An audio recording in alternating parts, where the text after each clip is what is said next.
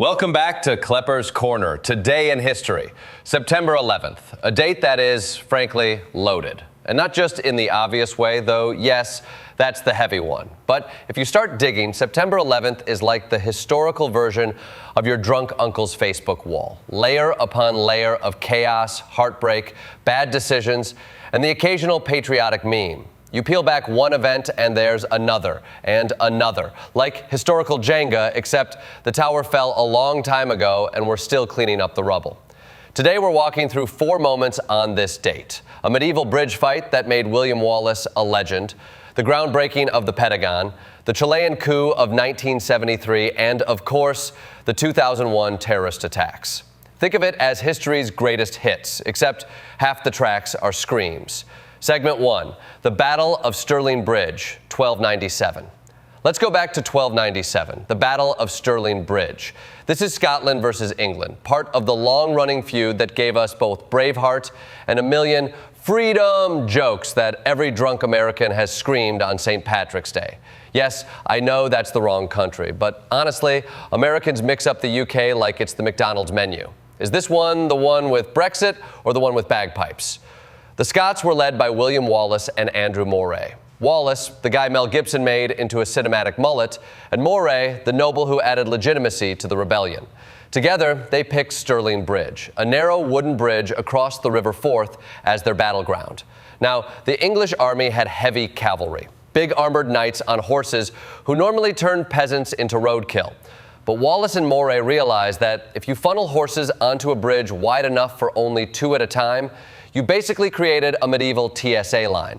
Yes, sir, remove your spurs and step through the schiltron. Sir, that's a sword. Please place it in the bin. The English, led by the overconfident Earl of Surrey, ignored advice to use a nearby ford and charged across the bridge anyway. Halfway across, the Scots cut them off, trapped them, and slaughtered them like it was the medieval version of rush hour traffic. At one point, the bridge collapsed under the panic, which is medieval speak for Infrastructure Week failed. Hugh de Cressingham, the English treasurer, was killed. Legend has it the Scots flayed him and made souvenirs out of his skin, which is horrifying, but also feels like the kind of Etsy shop you stumble across at 2 a.m. Custom leatherwork, locally sourced, organic, treasurer skin clutch bags. The victory made Wallace a national hero, Scotland briefly free, and England very, very angry. Of course, Edward I came back the next year and crushed the Scots at Falkirk. But the legend of Stirling Bridge lived on. It proved that disciplined infantry could defeat armored cavalry, foreshadowing the end of knightly dominance. And it gave us the mythic image of Wallace screaming freedom, which has since been applied to everything from independence movements to people who refuse to wear masks at Walmart. Segment 2, the Pentagon groundbreaking 1941. Jump ahead a few centuries, September 11th, 1941. The Pentagon breaks ground. America wasn't in World War II yet, but we were building like we knew the invitation to the global bar fight was in the mail. The War Department had 24,000 employees crammed into 17 different buildings around D.C., which is less a military strategy and more a real estate nightmare. Sorry, sir, your memo got lost somewhere between the broom closet at Foggy Bottom and the bathroom stall we converted into an office. So Brigadier General Brehon Somerville demanded a single headquarters big enough for 40,000 people. That's not a building, that's a small city with slightly better cafeteria options. Architect George Bergstrom designed a 5-sided shape because of the irregular site. But when the site changed, they kept the design. Because once the president likes your weird geometry, you don't start over. Construction was rapid, just 16 months, and done mostly with concrete because steel was needed for tanks and planes. Oh, and thanks to Virginia's segregation laws, the Pentagon originally had double the bathrooms so white and black workers could pee separately. America, defeating fascism abroad, still practicing it in plumbing design. The irony here is gut punch obvious. Exactly 60 years later, on September 11th, 2001, the Pentagon itself was attacked. The building, meant to symbolize military strength, became a target on the anniversary of its groundbreaking. It's history's cruel joke. Happy birthday. Here's a hijacked airliner. And yet, the Pentagon survived. Its reinforced renovations absorbed the hit, saving lives. That resilience turned the building into more than a headquarters. It became a symbol of America's capacity to endure. And also the world's largest five-sided reminder that if you build the symbol of power, someone will try to blow it up. Segment 3, the Chilean coup, 1973. Next stop, Chile, September 11th, 1973.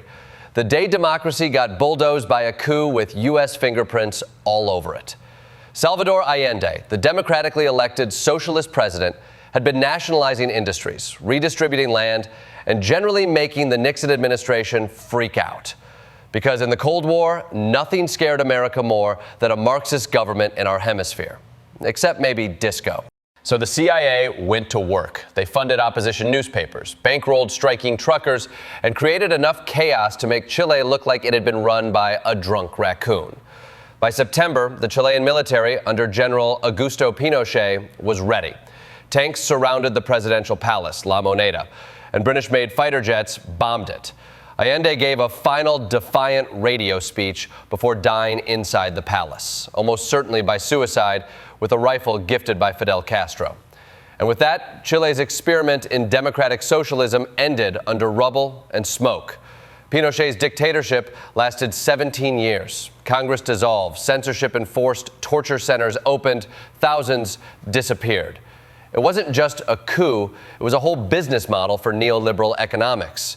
The Chicago boys, economists trained under Milton Friedman, used Pinochet's repression as the perfect lab for privatization, deregulation, and cuts to social spending.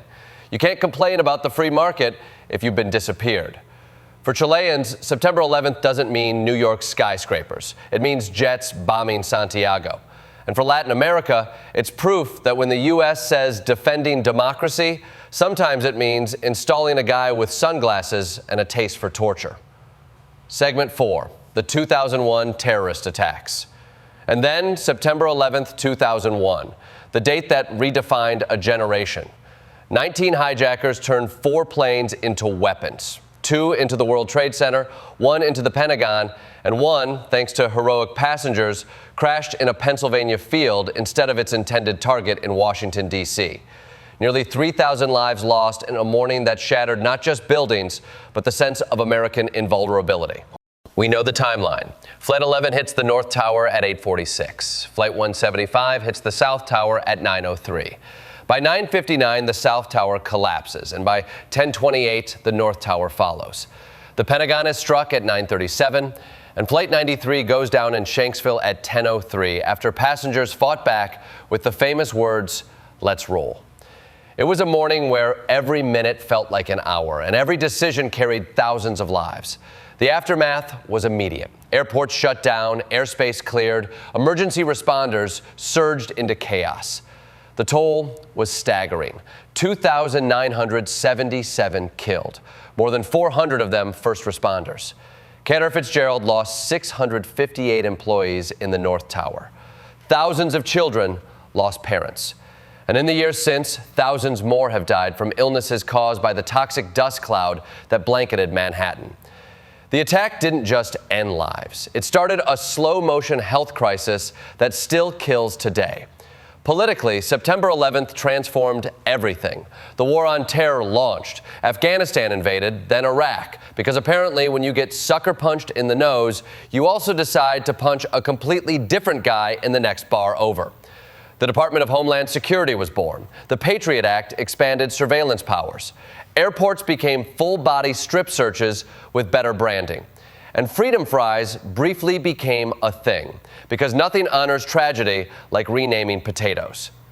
And yet, alongside the paranoia, there was resilience. First responders who rushed into collapsing towers, passengers who fought hijackers, ordinary people who lined up to donate blood or wave flags in solidarity.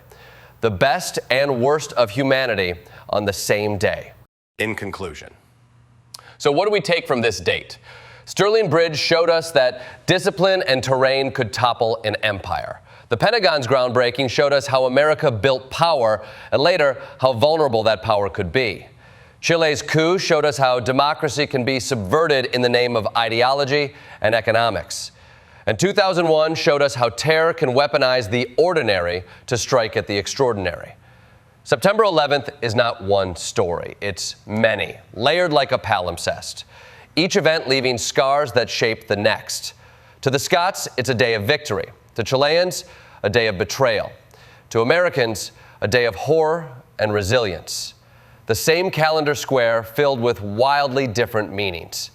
History, it turns out, is less about the dates we circle and more about the layers we pile on top. And September 11th might be the heaviest stack of them all.